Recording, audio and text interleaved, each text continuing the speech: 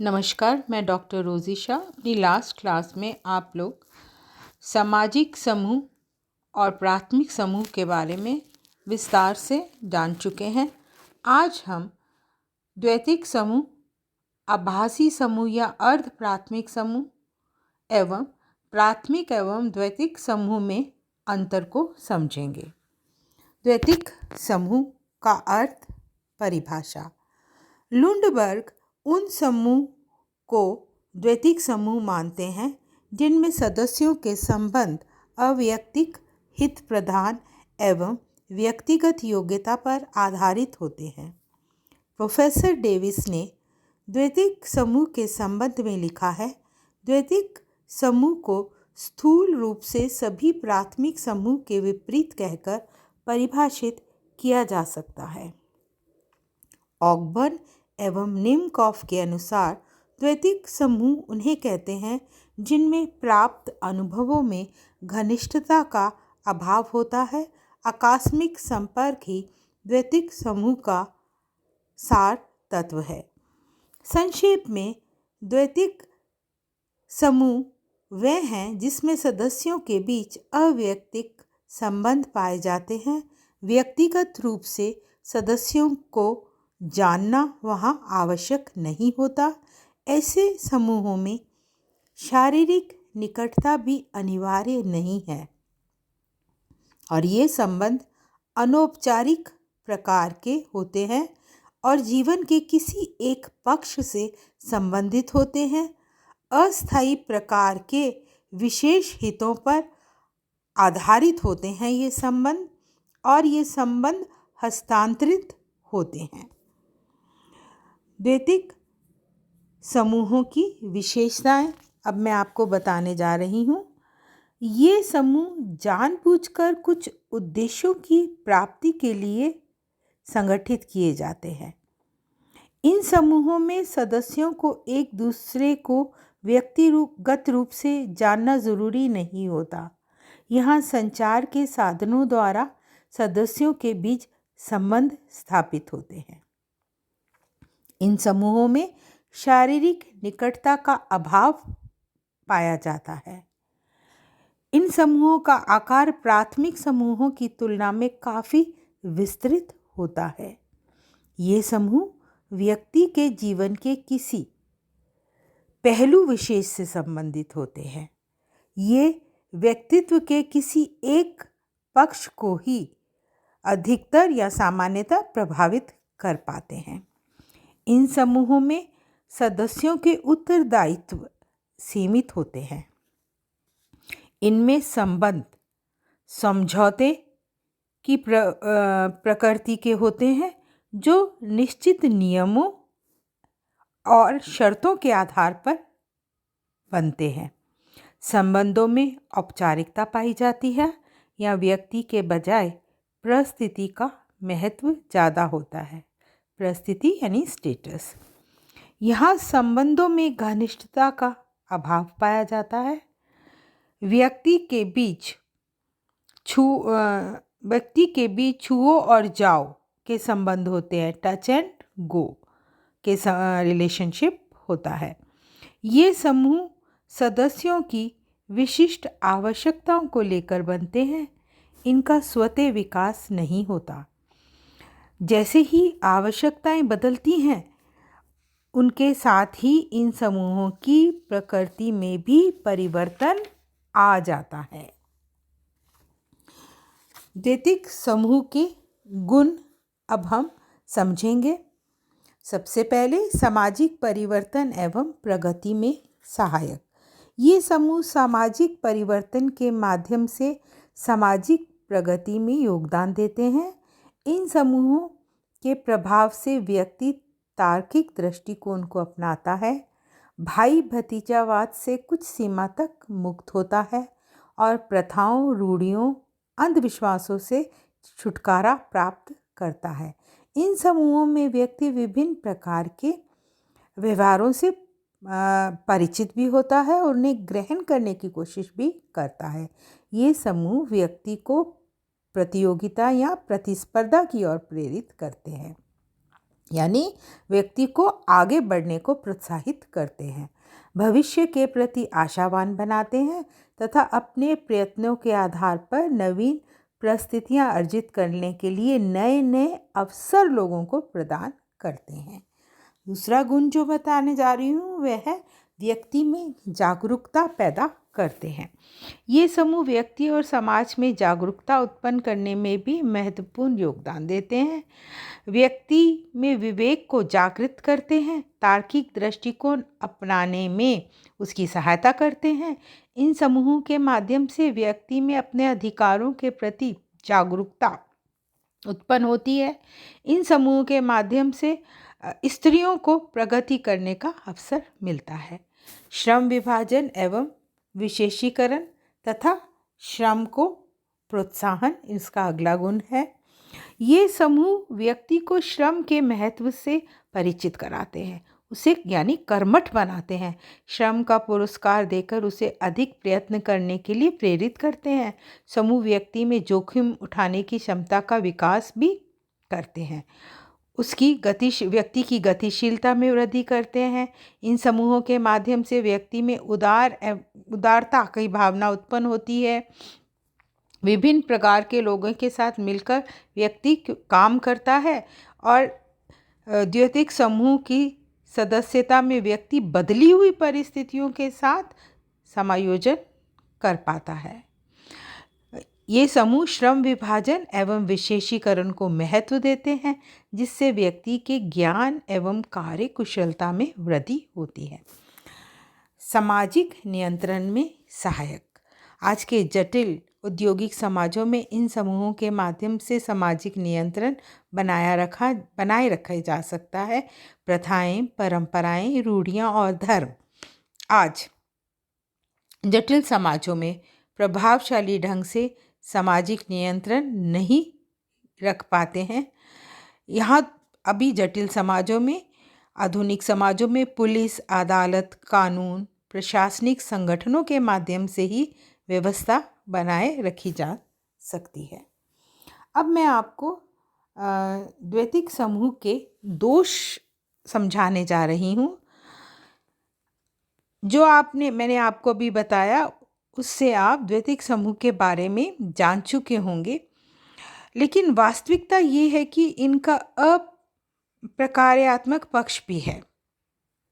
औद्योगिकरण, नगरीकरण एवं जनसंख्या के बढ़ने से महानगरीय क्षेत्र में द्वैतिक समूहों के योग से मास सोसाइटी, वृहद समाज का रूप उभर कर सामने आया है। इन महानगरों में द्वैतिक समूहों की संख्या बहुत अधिक पाई जाती है। चारों ओर भीड़ भरे रहने से हर समय अपने को सैकड़ों हजारों लोगों के बीच पाते हुए भी व्यक्ति अपने को अकेला महसूस करता है। उसमें अकेलापन या सूनापन पाया जाता है। उसे कहीं आत्मीयता दिखाई नहीं पड़ती और संबंधों में घनिष्ठता का अभाव होता है। व्यक्ति समाज में रहता हुआ भी अलगाव महसूस करता है। यहाँ व्यक्ति ये अनुभव करता है कि उसका अपना कोई नहीं है, सभी ही अपरिचित हैं। स्वार्थ के कारण व्यक्ति एक दूसरे से संबंधित है, ऐसा व्यक्ति सोचता है। द्वैतिक समूहों के प्रभाव से पड़ोस और परिवार भी अछूते नहीं रहे हैं। यहाँ भी व्यक्ति अपने स्वयं के हितों को ही इम्पोर्टेंस देता है, महत्व देता है। उनमें व्यक्तिवादिता दिनों दिन बढ़ती जा रही है। ये सारी स्थिति व्यक्ति में एक घुटन, मानसिक असंतोष, असुरक्षा उत्पन्न करती है और व्यक्ति अनेक तनावों से और कुंठाओं से ग्रसित हो जाता है और ये स्थिति विघटनात्मक तत्वों को जन्म देती है, पारिवारिक संबंधों में शिथिलता लाती है। चलिए अब हम जानेंगे आभासी या अर्ध प्राथमिक समूहों के बारे में। प्राथमिक समूह के बारे में हम विस्तार से जान चुके हैं। कुछ ऐसे समूह हैं जिनमें प्राथमिक एवं द्वितीयक समूह की मिश्रित विशेषताएं पाई जाती हैं, जिन्हें चार्ल्स कूले अर्ध प्राथमिक समूह कहते हैं। इन्हें अर्ध प्राथमिक समूह इसलिए कहा जाता है कि ये समूह सदस्यों की संख्या, घनिष्ठता एवं आमने सामने के संबंधों की दृष्टि से भी प्राथमिक होते हैं, किंतु संरचना व संगठन की दृष्टि से द्वैतिक समूह के निकट होते हैं। ये समूह स्वतः विकसित नहीं होते, बल्कि जानबूझकर इनका निर्माण किया जाता है। इनका लक्ष्य कुछ विशिष्ट हितों की पूर्ति करना होता है। अर्ध प्राथमिक समूह को परिभाषित करते हुए चार्ल्स कूले लिखते हैं, ये घनिष्ठ आमने सामने के संबंधों द्वारा संगठित वह समूह है जो अपनी संगठन संबंधी विशेषताओं और विशेष उद्देश्य के कारण सीमित आकार के होते हैं। कूले ने स्काउट ग्रुप, लघु विचार गोष्ठी, सामाजिक वर्ग, क्लब, ग्रामीण मनोरंजन केंद्र आदि को अर्ध प्राथमिक समूहों में गिना है। अर्ध प्राथमिक समूह या आभासी समूह। गिन्सबर्ग ने आभासी समूह का उल्लेख अपनी पुस्तक सोशियोलॉजी में किया है। वे आभासी समूह का प्रयोग मनुष्य के ऐसे संकलन के लिए करते हैं जिसका कोई निश्चित ढांचा नहीं होता, फिर भी उसके सदस्यों में समान रुचियां एवं व्यवहार प्रतिमान पाए जाते हैं। बाल्टीमोर के अनुसार आभासी समूह एक ऐसा योग है जिसमें संरचना एवं संगठन की कमी होती है और जिसके सदस्य समूह के अस्तित्व के प्रति अनभिज्ञ तथा कम जागरूक हो सकते हैं। अब हम प्राथमिक एवं द्वैतिक समूहों में अंतर को जानेंगे। कुछ आधारों के आधार पर मैं आपको इन अंतरों को बताने जा रही हूँ। इन दोनों में भेद बताने जा रही हूँ, प्राथमिक एवं द्वैतिक समूह में। तो ये जो आधार हैं, पहले मैं बताऊंगी आकार के आधार पर। प्राथमिक समूह आकार में छोटा होता है और द्वैतिक समूह आकार में बड़ा होता है। सदस्य संख्या। प्राथमिक समूह में सदस्यों की संख्या कम होती है और द्वैतिक समूह में सदस्यों की संख्या अधिक होती है। शारीरिक समीपता। प्राथमिक समूह में शारीरिक समीपता पाई जाती है सदस्यों के बीच, जबकि द्वैतिक समूह में सदस्यों के बीच शारीरिक समीपता हो भी सकती है और नहीं भी हो सकती है। स्थायी अस्थायी संबंध। प्राथमिक समूह में संबंधों में निरंतरता पाई जाती है, जबकि द्वैतिक समूह में निरंतरता नहीं पाई जाती। औपचारिक अनौपचारिक संबंध। प्राथमिक समूह में जो संबंध है वो अनौपचारिक होते हैं, जबकि द्वैतिक समूह में संबंध औपचारिक होते हैं। निर्माण। प्राथमिक समूह में संबंधों का निर्माण स्वतः होता है या संबंध स्वतः निर्मित होते हैं, जबकि द्वैतिक समूह में जानबूझकर संबंध बनाए जाते हैं। संबंध जो है वो सर्वगीन होते हैं संबंध प्राथमिक समूह में, जबकि द्वैतिक समूह में संबंध विशिष्ट उद्देश्य को लेकर बनाए जाते हैं। व्यक्तिक और अव्यक्तिक संबंध।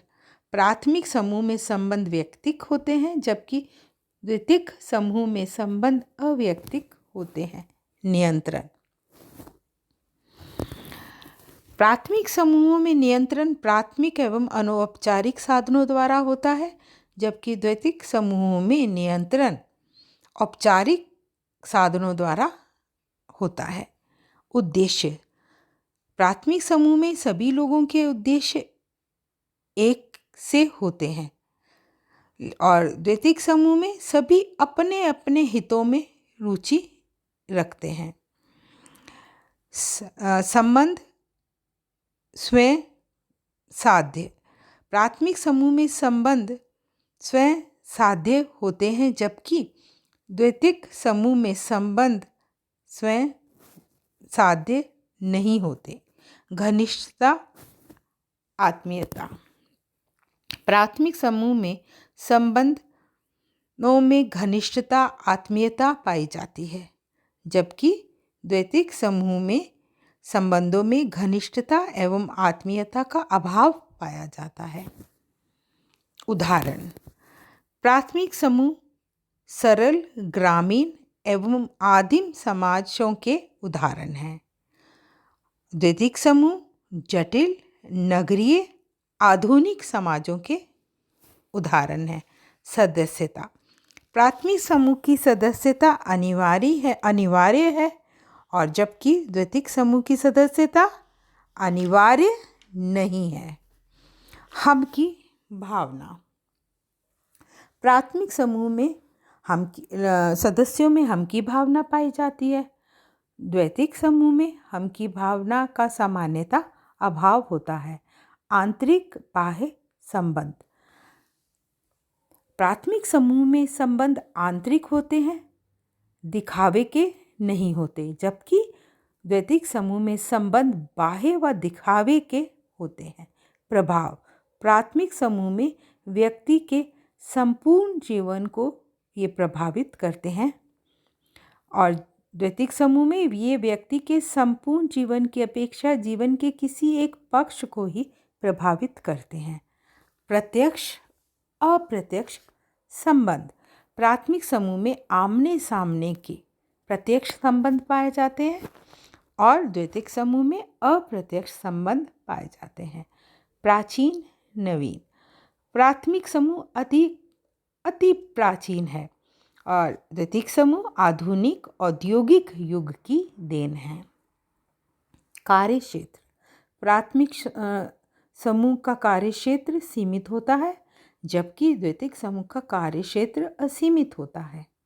आधार: प्राथमिक समूह का आधार नैतिकता तथा परंपरागत नियम है, जबकि द्वितीयक समूह का आधार कानून एवं संविधान है। अनुकूलन: प्राथमिक समूहों में व्यक्ति सरलता से अनुकूलन कर लेता है। द्वितीयक समूह में अनुकूलन करने में व्यक्ति को कठिनाई महसूस होती है। संख्या: प्राथमिक समूह की संख्या बहुत कम है, द्वितीयक समूहों की संख्या बहुत अधिक है। अब मैं दोनों ही समूहों के कुछ उदाहरण आपको बताने जा रही हूँ। प्राथमिक समूह के उदाहरण हैं परिवार, पड़ोस, मित्र मंडली, साझेदारी, गपशप समूह, जनजाति परिषद, लघु समुदाय आदि। द्वितीयक समूह के उदाहरण भी जान लीजिए। सेना, राजनीतिक दल, बड़े व्यापारी संगठन, मजदूर संघ, विश्वविद्यालय, कॉलेज, राष्ट्र आदि। Thank you.